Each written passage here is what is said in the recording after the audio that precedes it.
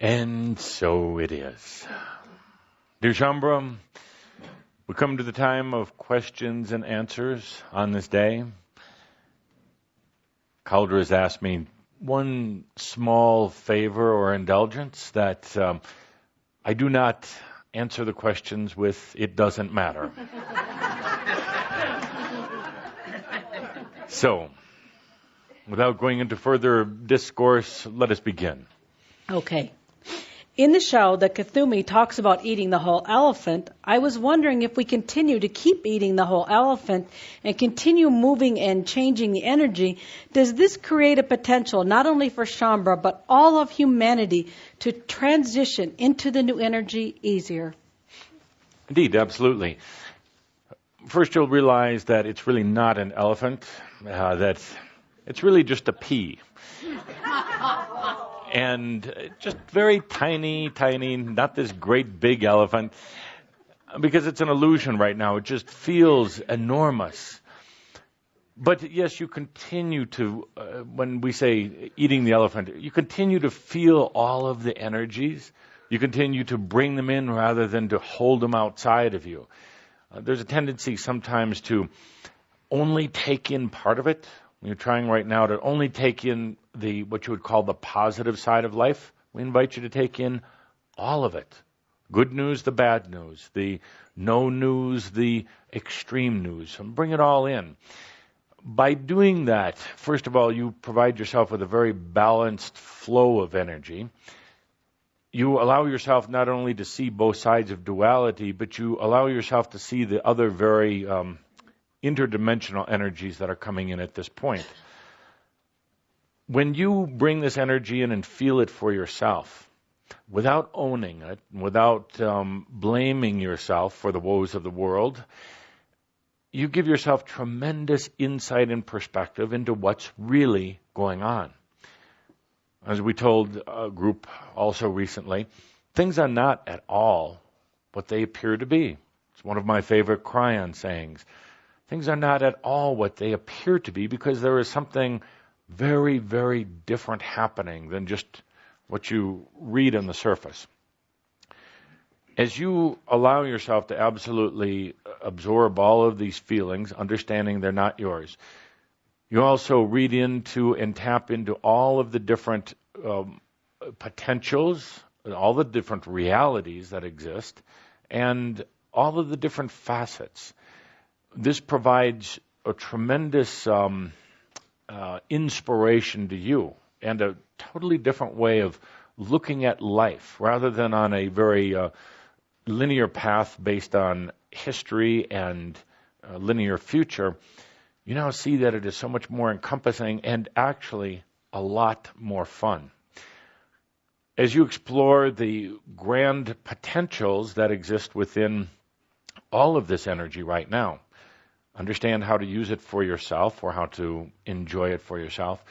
This sets up a very grounded and very grounded and anchored energy in the potential for humanity. This potential of change and evolution and what could be called enlightenment doesn't necessarily feed into the matrix. The matrix meaning mass consciousness or the type of grid, the type of energy field and overlays that are set in place, though so many people are just automatically bought into. The potentials lie slightly outside of that matrix for those who are willing to look somewhere other than the matrix, other than to old consciousness for answers. The ones who are laying awake late at night saying there's got to be a better way, there's got to be something different, what is the answer? Suddenly they tap into the potential or the probability that you have helped to bring in and to actually embellish here on earth. That's the magnificence. You're not trying to intrude on the matrix, and you're not trying to inflict your concepts of belief on them, but you're presenting a broader, grander variety or potential for those who may want to choose it. So thank you for the question. Thank you. Hi, Tobias. when you were talking about how it just doesn't matter, I felt myself going off towards your cottage, seeing the beautiful flowers, walking up to your door, and then I realized I had a baseball bat. And I wanted to chase you down and chase St. Germain down and say, what the hell? You should have given me the memo before I got here and had a kid, Tobias. But it just doesn't matter anyway, so whatever. Well, actually, the memo is there. It's laying on your desk. You just didn't want to look at it. It's there with a stack of other memos spanning many, many lifetimes. But, Thank you. You choose the experience, and actually, I honor you for whatever you choose. And not to single you or anybody else out, but you could choose to do anything you want. You can choose to be magnificent, as you have done in this lifetime. You can choose to be spoiled, rotten, lost or confused or whatever. But actually, I know you much better than that. So the memos are all there, absolutely all there. The wisdom of the ages is there, available to anyone. It is not buried in the ground. It is not hidden in some other dimension. It is not held by the Anasazi Indians or the Grand Hawaiians. Nobody. It's all there. When you boil all this wisdom that many of you helped to write down, it's the God is you. You're the creator. Now enjoy. Now experience. Now do anything you want. We'll always be there, and if we're not there, somebody else will be there to help guide you back if you get lost. But not all of you wanted to be guided back. Some of you want to come to our door with a baseball bat. And then I simply make my cottage disappear.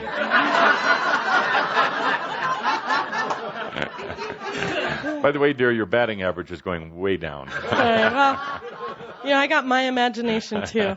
But my little human, I'm not asking about dead grandma here, but I am asking about this real estate potential of this stuff. And I've been using my intuition, and I just wanted your insight on. Real estate is a wonderful thing right now. It's tangible. It's real.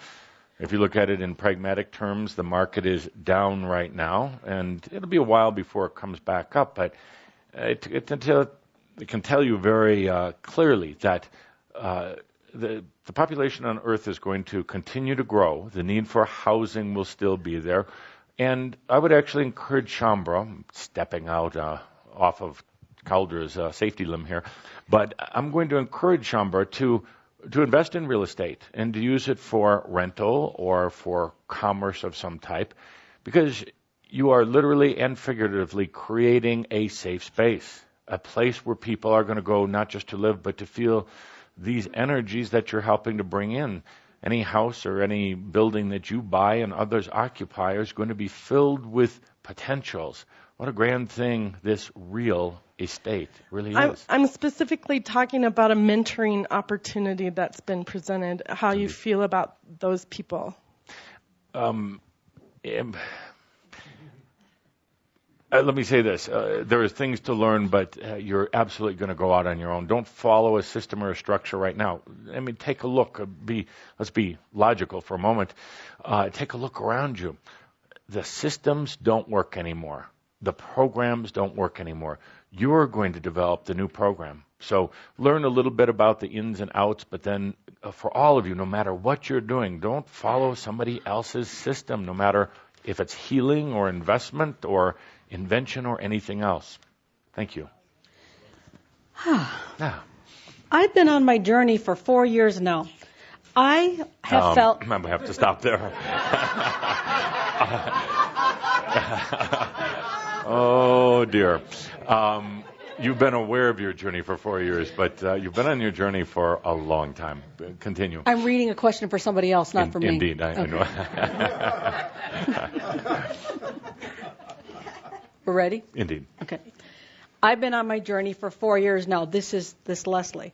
I've felt lost and anxious and sorrowful most of the time until I found the Crimson Circle online a month ago. I started reading the first shouts. The writings all felt right to me. They answered many of my questions. The question now is, what am I spiritually and physically going through now, relevant to the writings of the year 2000, or should I be only reading, say, the last year's shouts? Thank you. Indeed. Read back if you choose, if you find it enjoyable. And understand that you were going through those processes at the time. You're not catching up at all. You're just reading your own history. As the shouts are the history of Shaumbra from around the world. Someday, many, many others are going to read this. They're going to read all of your history that's contained in the shouts. So if you choose to read back to find out where you've come from, but understand right now you don't have to deliberately try to go back through those processes again. You've actually been with us this whole time. Thank you. Thank you. Hello, Tobias, darling. I don't have a question. Good. I don't have an answer. I'm celebrating a wonderful moment in my life, emerging from the big, dark night of the soul. We talked about one maybe 6 or 7 years ago. That was pretty horrible when one of the guides left. And I didn't know if I would emerge from this one at all. I thought maybe I'd just hop over to the other side and call it a day. But I am very joyful at this moment. It Doesn't Matter has been speaking to myself and Hootie now for about 2 years. And there's a voice with a very charming accent. And we would hear it say, "It doesn't matter." So it was thrilling today and charming to hear you share this really profound concept with everyone. And I agree wholeheartedly. And it's interesting that it would be difficult for many humans to hear this message, and they would get into a lot of philosophy and debate about why it does matter. So we would just say to them, okay, let it matter as long as you want it to. And truly we want them to enjoy their experience no matter what it is, because in the end it doesn't matter. In the end, duality comes back together in completion and then brings in this thing this very, what appears to be elusive thing called new energy. It's happening. It's going to continue to happen. It's a choice made on a very individual but yet a very collective basis by all those who ever left home. So it's happening anyway. And it is a personal choice. There's not somebody up above manipulating it. That's an interesting perception that many people have, but they like to have that. So be it. Allow them to have that. Also, if someone is really yearning from their heart for freedom, for liberation, truly, this is so helpful. You see, if it is completely liberating to take into yourself that, in fact, it really doesn't matter. It's not to belittle your experience at all. Simply to understand that it doesn't matter and you are free. But freedom actually can be the most terrifying thing that a human or many angels can ever experience. Because when you go cross through the doors of imprisonment, psychological or physical, you cross through those and you now go into freedom. There's nothing there. And that in itself is frightening. Terrifying. It comes in the second level of fear.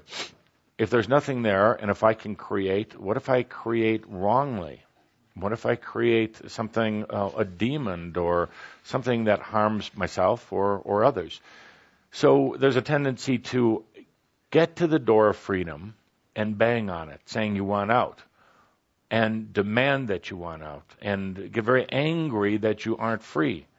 But if anybody stops for a moment and looks, there's a door handle there, and it's not locked. And you can open it up at any point and have total freedom. But then the question comes back to, what do you give up with total freedom? What comfort or what game or what consciousness do you give up if you're totally free? It's interesting, as Saint Germain talks about ascension and explains it in his own way to Shaumbra, and says, when you go into ascension, what we metaphorically call the third circle, you are free. and you're sovereign, and you're an absolute creator in your own right. Oddly enough, about, let's see, St. Germain knows the number, about 76% of Chambre feels that's really boring. They, in a sense, don't want that freedom. They, in a sense, very much enjoy what they're doing on Earth, which is fine. But we're challenging Chambre now to be able to experience that freedom, to be on Earth in physical body, and to absolutely enjoy the experience of life. Yes. I recommend you could it. write a book about it. One other thing, a beautiful being has come into Hootie's and my life. Her name is Maggie. She is called a Weimaraner by description of the breed of dog she is. And I don't know, maybe you can tell us just a little something. I know she's had some trials in this lifetime. And when any Chambre is considering their pets, they're such a marvelous thing, and there's a whole history of Tobias and Tobias Jr. and dogs. It's interwoven into all of our lifetimes.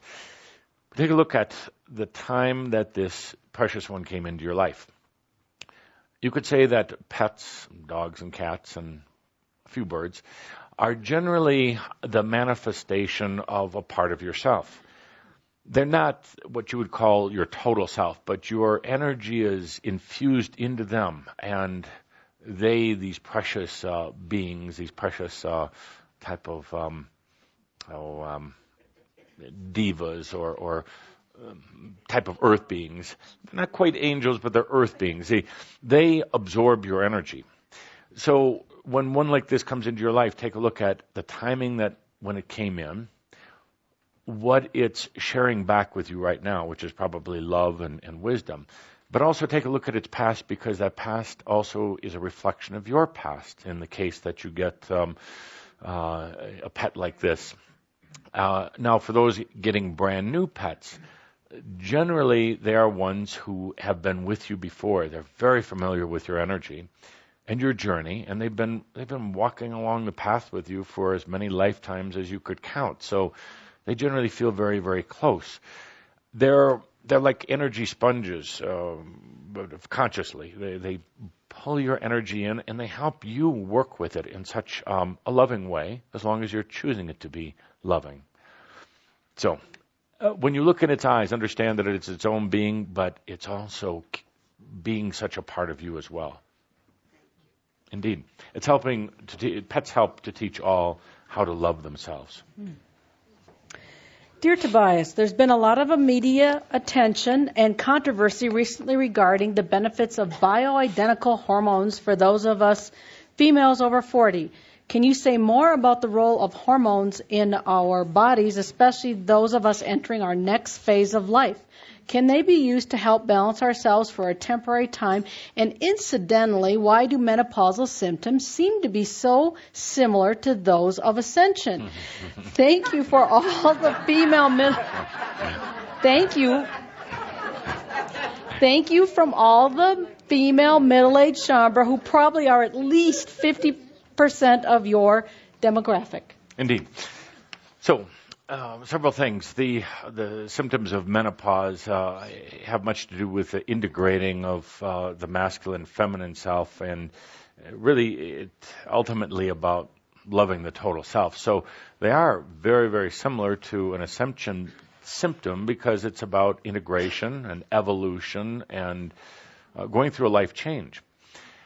As far as the biology, we're recommending to Chambre that it is not a good idea to start interjecting a lot of outside influences into the body.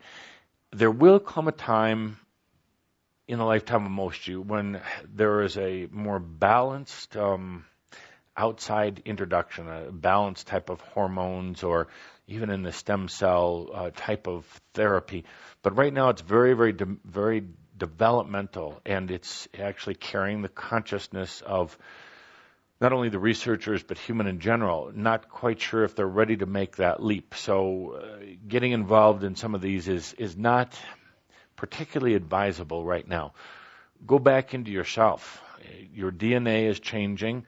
you're actually able to produce balancing hormones and balancing antibiotics within yourself. The whole concept of standard technology is that you are the healer. Your body already has either the direct cellular potential or the cellular future potential to absolutely balance your body. But don't have expectations, because sometimes in a balancing of the body, it also first does a unbalancing, which you're going to perceive as getting sick or getting certain types of problems. Don't start tinkering with it. Trust your body. Talk to your body. Feel your body. Exercise your body. It's like being with it, and allow this very interesting combination of DNA and hormonal changes and consciousness changes in your body to go through their process in a very, very natural way.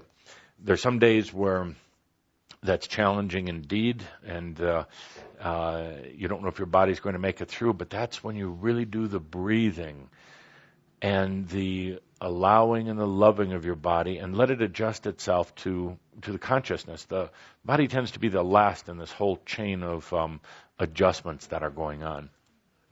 Thank you. Indeed. Okay, this week I was accidentally listening to past shouts that popped up on my iTunes. Mm-hmm. Thank you. From a couple years ago, the Teacher Series, and I heard my voice come out of the computer suddenly as I was on there asking a question, and your answer was very profound and described me perfectly, and I realized, damn it, it's 2 years later, and I don't think I've done any better at this. I'm still making everything difficult and complex. Indeed. When am I going to let that go? But my main question is, you talked in that, in that time of how you've already gotten there. You've made those choices. You're there. You've arrived, just like you said today. You've made it to your ascension or whatever you're choosing. You're now living it backwards. So you spoke of an example of just like you get up in the morning and you're going to go to work. Well, you've already gotten to work. Now, could I interrupt you for a moment, respectfully? You have to get out of the head, out of the mind, and you've actually programmed yourself and adjusted yourself to continue to go through the mind. And we've talked about this so many times, but you still want to go that direction. And we're getting very, very mindful here, very analytical. I'm going to ask you to take a deep breath. I said I wasn't going to say that. It doesn't matter. Is it? I won't say that. But is it important to you?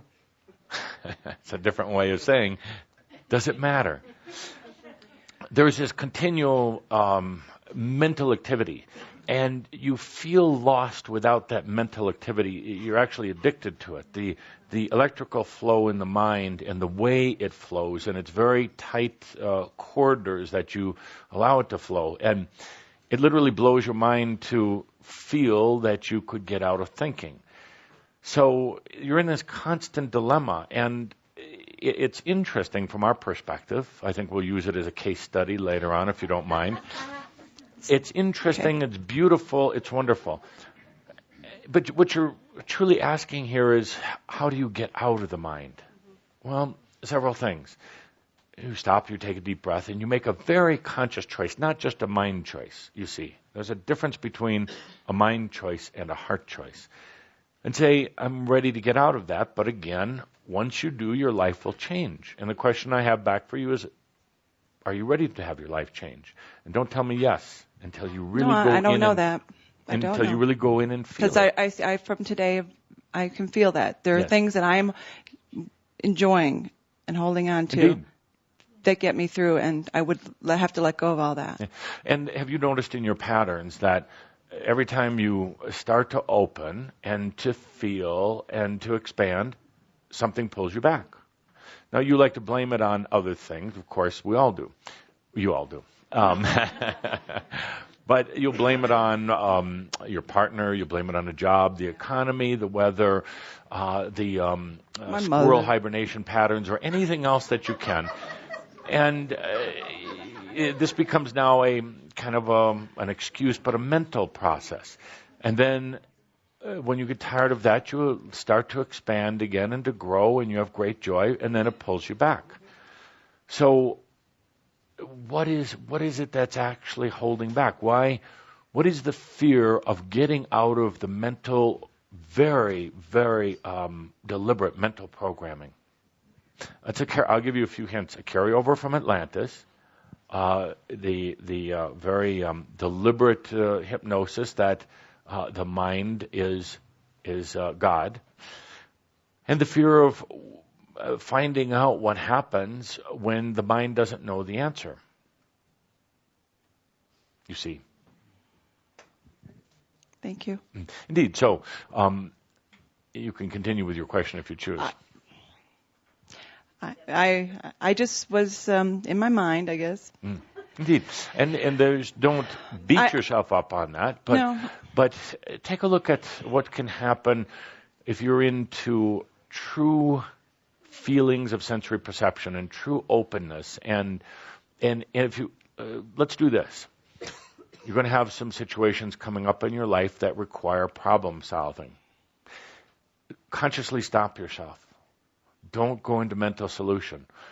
Feel into the problem and feel into the many potential solutions without going to the mind. If you feel any pressure in your mind, or if you feel the processing to start, so you've taught yourself how not to feel the pressure in your mind. Mm-hmm. So anytime that happens, stop and don't try to figure it out. And let yourself just experience it. And let yourself discover that the solution is already there. You don't have to think your way into it. Now let yourself just go into it. You see? I'll do my best. Don't try at all. I can't don't say try. that. It doesn't matter. I'll just give yourself the freedom of experiencing a little bit of it without pulling yourself back. There's so many talents that you have that are latent right now, ready to come out, and just let them come out. Thank you, and don't wait 2 years to come back. I know Tess, and it makes me, listening to Tess makes me really wonder sometimes. I think we need to spend more time acknowledging what we are and celebrating what we are and not what we're not. Indeed, absolutely. But let's also take a look at how we limit ourselves. This is not about right or wrong, but this is about, at some level, making a choice to experience in a grander way, but then finding out that it's difficult to do, finding out that even though the choice has been made, there seems to be barriers. So we go in, and part of the whole process of making the choice was to take a look at what doorways were keeping that choice from manifesting. Thank you. I'd like to, I was reviewing the questions, and there were a number of questions, and I'd like to sort of summarize them to bring this topic up. Mm-hmm. There's a huge for lack of a better term, problem with young people seeming to really be challenged and not fitting into the system and really getting lost when they hit kind of high schoolish or right at the end of high school. And it gets so serious that by the time they hit their mid-20s, we've had a number of recent situations where literally they get suicidal. And the kids don't know what to do, and even more so are the parents not knowing how do they support these children, these young people, in making that transition of finding a place in the system. We're talking here in particular about the children of Shaumbra, yes, for the most part. Yes. Just to clarify, because the answer I'm providing here is not universal; it is specific to this group. They have chosen very special parents, Shaumbra parents, who are opened and enlightened and here to be standards of new energy. So there's a very beautiful and particular relationship between the parent and the child. It's not going to follow any of the old books, the old way of raising children. None of the current psychological programs are going to work. And it makes it more difficult because the young ones try to blend in. They're actually, in a way, they're very deliberate about blending, and you'll find that they don't like standing out. They don't like group attention. They just trying to keep a low level, and they will for a while. But sooner or later, they will emerge out of their own type of cocoon. They're going through a tremendous number of integration challenges because they tend to come in as crystal or at least very clear or very enlightened beings. They're very, very sensitive, so they're having a harder time coping with the energies that are very, very intense right now. Oftentimes, they are so tuned into their parents, to Shambra parents, and they start to feel the parents' concern and fear and a sense of protection, and that triggers something within them, and in a way they tend to start acting this out. And although many of you will not agree with my statement here, the best thing the parent can do is not to feel protective. And it goes against the grain for what you've been doing, but not to fear for the child, but to celebrate the child. And not to try to solve their problems, and not to, not to try to provide refuge for them. Very, very difficult for you Shambra parents, because you have a very intuitive sense of what's going on and how difficult energies can be, and you understand the sensitivity that your child has, and you do want to protect them. You want to take the arrows to yourself rather than to go to the child. In the long run, it's really not doing them any good, and actually they really don't want it. But they're playing along with you because they love you and respect you, and they think that they should. The thing to do with them is to treat them not as anomalies or not as something odd or strange, but to treat them on a very soul-to-soul level. Stop treating them as your child. Perhaps I should underline that. Please don't treat them as your child. You are a carrier for them in this lifetime. You brought them in. But please let go of them as thinking that they're your child. Start dealing with them on what you call a higher consciousness pure basis rather than parent to child. And you're going to see the dynamics between you and them change. This will give them a different sense of respect and self-worth and a different sense of balance within themselves. And they're going to stop trying to fit in, or they're going to stop trying to act out on their differences, as many of them do. Some of them are not only taking on the sensitivities of the world and things like depression and sadness and despair, but they're taking on yours because of the deep connection you have. Energetically, peer-to-peer, God-to-God, make it very clear with them, whether it's in a spoken word direct to them or in a psychic sense, but make it very clear that you don't want them to take on your problems, and you don't want them to take on the world problems. They're here bringing in a very clear energy, and they're going to emerge. They truly will. They're going to come out of this funk state that they're in, this lost state. But right now, just breathe with this whole process. What about the suicide aspect of it? Indeed, many of them are contemplating going back. The energies here on Earth are difficult right now, so they are very closely connected with the energies on the other side. And you all know that. They talk about the beings that they talk to. They talk about their bizarre dreams. And so they're very closely connected, and some of them do feel a sense of going back. You know, they say to themselves, why am I here? What assignment did I take on? Instead of fearing, instead of creating drama around suicide, as so many of you have been doing, ask them to take a deep breath. Tell them they are creators. They can choose to come and go as they please. Let's get away from this suicide mentality and let's get into a choice mentality. Now, I'm making a few of you upset here because you say, well, what if they leave? What if they do choose to leave? Can you honor them? Can you still love them? Can you understand that let's get through this suicide thing? It invokes fear, and it creates a very unpleasant energy with all of you. One more word on that.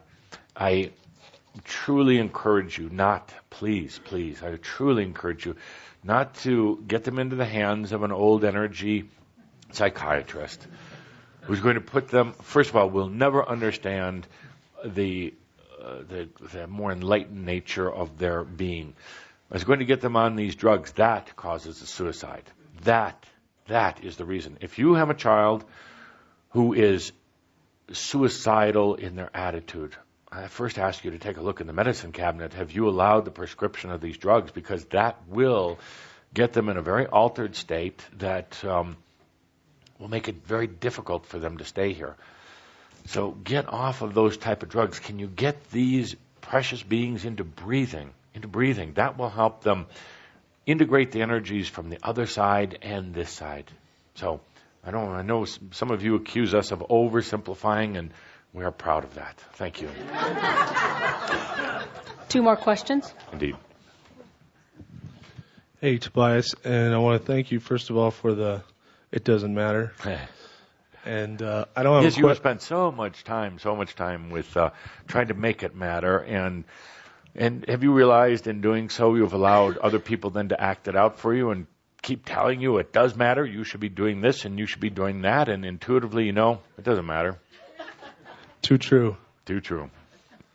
I don't have a question, I have a request. Indeed. That is like me asking you for a gift for maybe all of Shambra. And it has a few elements. I want you to tell me a funny story that maybe involves me and you, or Saint Germain or Katumi, and it can be this life or any other life or in between. And something to remind us of this, it doesn't matter. Well, aren't you the one to pop the balloon here, so to speak? You're more psychic than even I knew.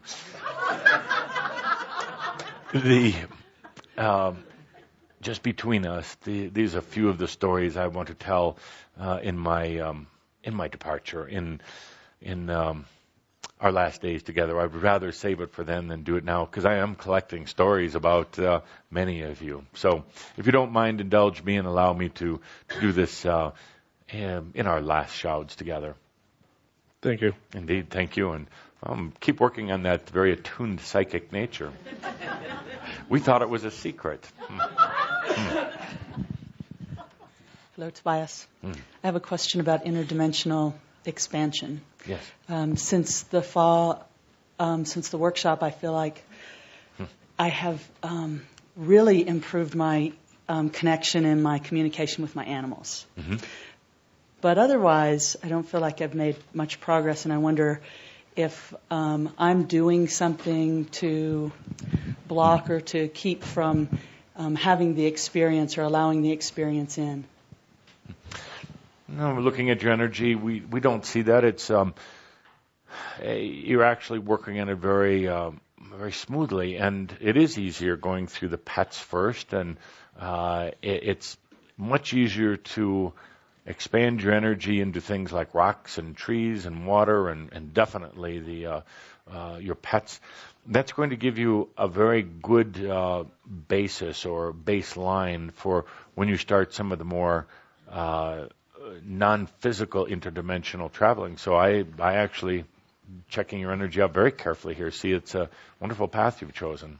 So, and you're allowing yourself to get proficient in a very balanced way. So just continue what I'm doing? Indeed. And you'll feel when you're ready to go into the next levels, but you don't need to push it. You don't need to race into it. It's just about an experience of allowing yourself, allowing yourself to no longer just be dual in this illusion or this thing you call reality. Now starting to bring in the other dimensional aspects, and by working with the pets, one of your next steps that I see is you're going to start working with some of the entities who are gathering around you. They have a very good connection with you, and once you work with them, then you're going to start expanding into some of the other dimensions, and learning to gracefully handle it while you're in your physical body in this earth right now. It's one thing to blast out of your body and go play in another dimension. You do it at night, all of you. But now, what about bringing all of that into the awakened reality, into this now moment, and being able to be in a dream state while you're wide awake, to be able to be so expanded into other dimensions, but still be able to drive your car down the road. That is living with joy and passion. Thank you. Last question. Indeed. Tobias, I got a little confused tonight. You explained and ended with a stop with the blaming. You are the creator. And I go back to January when you were describing to us your transition into who you call Sam. Mm-hmm. And actually, I believe you used the word fear, where other oversouls fear their own creations of getting too close, and that's part of the challenge of the beauty of your transition, mm-hmm. as compared to, I guess, to say your peers. But at that point, you also explained that have you ever, well, if you are one, or have you ever known someone who felt completely unloved, unsupported, and that they were, because their oversoul could not bear to look at what their incarnation had done, and they turned their back on them. So, okay, and then you're never alone, you're always loved. Where does all this tie in together? Indeed, and when a human decides to go into a place of their own darkness, they create the energy that has the soul and the oversoul turn their back on them. And the oversoul and the soul are doing this in honor, you see. When the being decides they want to be alone, they will create that reality, even though they're surrounded by the love of other humans or the angels. So it is a manifestation, and it is a acting out of everything that is going on with that being. That's why we say it's a game. It's a beautiful game. It's a magnificent game that's being played. But that's also when we say, when you're ready to understand that you are God, that divinity isn't out there somewhere. Divinity isn't the golden angel sitting in a palace or heaven or anything like that. It's not waiting for 2012, and it's not waiting for you to get over some of your bad habits. The divinity is the simplest, most beautiful and profound thing, and it's you. It's right now. It's you in this moment. But if you want to pretend that it's not here, it will go away. If you want to pretend that you are unloved, it will not love you. If you want to pretend that you are less than God also, it will pretend that it's less than God also. You see? Yes. It is so you right now. We've offended some by saying, stop playing games, and we're going to offend them again by saying, stop playing games.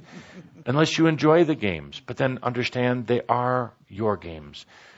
There's nobody manipulating it. There is no conspiracy against the divine. It is perception. It is a game. And again, we ask all of you to say, what do you give up when you stop playing the game? When you can understand that, you'll understand why you can, not you, but all of Shambhala, why you continue to play it. There is a sense of discomfort or unease with saying, I'm a creator. I am that I am. There's also a game that's played that said, if I'm a creator, then I should be able to snap my fingers and manifest $1 million. That's a game. You're challenging in a very old energy human way. You're actually trying to become superhuman rather than very divine. And it's a game that you continue to play, and then you won't let yourself manifest it, you see. You actually could. You actually could. But you won't let yourself, because then the game ends. I know some of you are on your email right now Thank God I don't have an email address, but Calder and Linda do.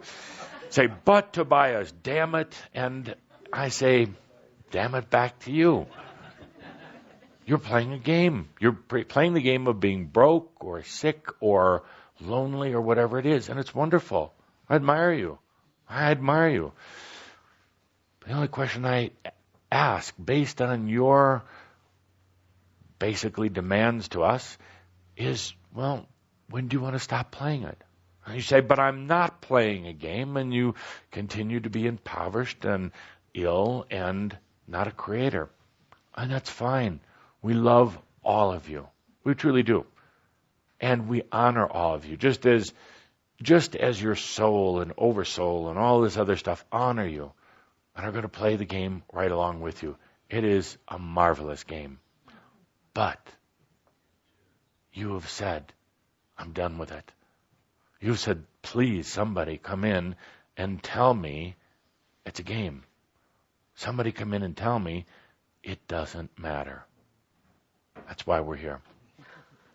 Excellent, thank you. There was one other question that wanted to be asked, a live question, if you would come back up. Okay. Thank you, brother.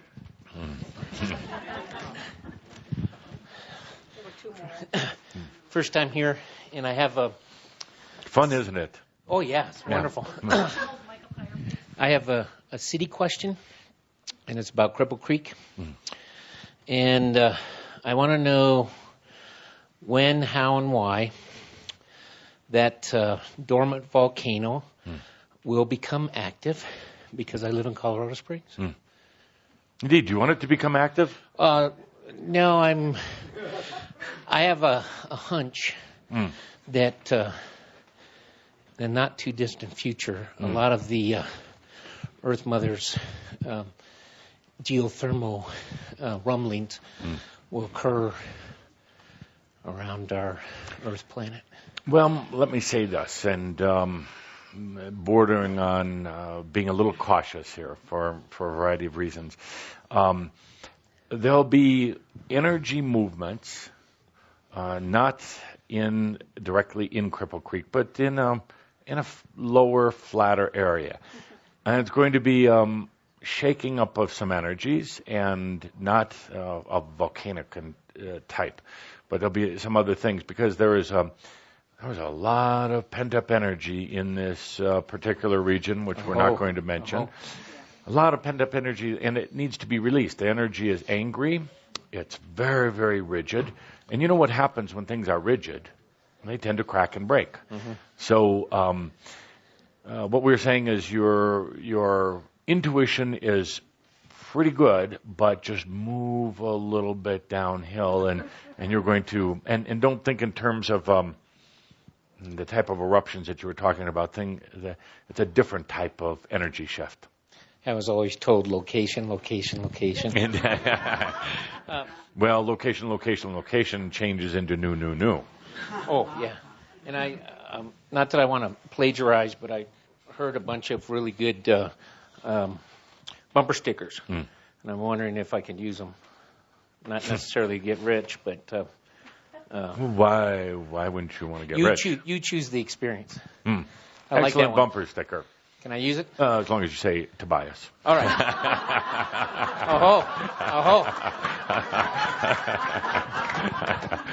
And that I was jesting with you. Absolutely. These things are wonderful to share. And do expect that it could go beyond bumper stickers, and that it could be wonderfully abundant for you. All right. Namaste, brother. Namaste. And you said there's one more question. We're having too much fun today. Oh, just a playground. Hi, Tobias. I was really busy last year, so I didn't come and I didn't read shouts. And then after Christmas, I thought I really need to do a crash course. So I did a crash course. Now, to go back in the fall, I walk with my dog and the little neighbor kids, and we pick up the streets. And quite often I find coins. And sometimes I find something very unusual. So this fall, I was walking down the street. I brought it today because it's very special. I found this. See what it is? It says N. And when I picked it up, I thought, now, intuitively, I knew this was for me, and it was really special. I wasn't going to leave it in the street. It was special. So anyway, I put it by my journaling material, by my bed, and then after Christmas, I was putting Christmas things away, and I slide these plastic boxes under my bed with the Christmas things, and this fell on the floor. And I had just read about the House of Awakening, and that some of us were building it, right? Indeed. Never thought to look on the other side. Look what was on the other side. A nail. And that, I tell you, when those synchronicities happen, see, this is what I like about the new energy, the synchronicities. And the fact that you get such a jump, when that happens, it's such a wonderful thing. That's like David's numerology club. Yeah. Yeah. And now you talk about that. Listen, then today I noticed something else on this card I did not notice before today. It has a little tiny 11 on it, and that's my special number. Thank you. Indeed. One more thing. Yes. In the feeling, because I did this crash course, right? So in the feeling of things, I've been doing that for years. I do it on a Friday morning. I do a tub meditation, and I feel into things. A tub meditation? And I record what I get. Okay. I've been doing that for years, and this one day I thought, well, it's been about a couple of weeks ago. I thought, well, I'm going to just feel into the void, just be there. See what happens, right? Because see, I'm a Sagittarian. I think this new energy is great. I think you call my mother? You just gallop. see, a Sagittarian just gallops ahead and says, whoa, there's going to be some discovery here, And so I was doing this, and it was just wonderful. I was just sitting in the void, just being, and just great. And then all of a sudden, I saw this reptilian eye, huge reptilian eye. I mean, it took me back. Now, what was that? And as soon as I asked, what is it? It disappeared. Explain. Indeed. Indeed. This is in your case in particular, but we don't want everybody to assume that this is their situation, because sometimes these eyes that show up, and they're actually aspects of yourself that are showing up to see what the hell you're up to. Your aspects really are coming from the past and wanting to know how you're doing in the future. You also have angelic family members that you haven't seen or talked to in a long time, and they're coming from a very distant place, and they're checking on you. Have you gotten it yet? Because when you get it, then they can start to get it. So there's a lot of beings who are checking you out. In your case, dear one, there are, now I don't want you to all go into crisis over this, but there are these reptilian type of interdimensional energies. And, sometimes they sometimes they don't live under the earth, though. And sometimes they come and probe. They're very interesting. They're very mental. That should tell you something. They don't really have a way of having emotions or feelings of their own. They've actually gotten so trapped in the mind, and that should be a warning to all of you, that they've lost feeling and emotion. So therefore, they have to go feed on it. They actually don't look like reptiles, but because they're not really desirable creatures, you manifest them or you envision them as being reptilian in nature. And they come to feed off of feeling and emotion because they don't have their own. They would like to steal yours, but every time, not just yours, but everybody, every time they steal emotion, primarily based on fear, anxiety, and those more active emotions, they do take it in. They try to feed off of it, but they turn it mental right away. So they have a hunger that's never actually satisfied.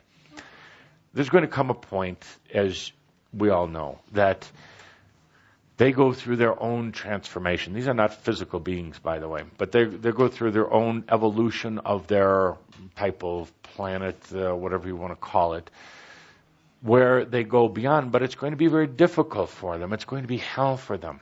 For the first ones that are making a conscious choice to go beyond mind, it's going to be overwhelming to really own emotion and feeling. They're going to feel like they're going through hell. They're going to feel like they're being ripped down, torn apart, and spit out into the void, because it's tearing down their old structures and their old patterns of mental processing. Can you imagine how overwhelming it is to a being who has programmed themselves out of feelings and has been only mental, logical, intellectual, or analytical, who now tastes of feeling and emotion once again? It's overwhelming. They're going to think they're dying 1,000 deaths. But after they get over it, they're going to realize that they are now completing or evolving themselves, and they will become the teacher in their dimensions and realities for how to once get back to feeling. If it sounds only slightly familiar, it is. Do I have your permission to sell that to South Park as an episode? Well, now we don't have South Park here at the cottage, but we do watch through your eyes, which have seen many, many of these episodes, and we're afraid they would turn it pornographic. So with that, dear Jean-Bert, what a delightful day. Please enjoy life. Please experience yourself as a creator and an uncreator. And so it is.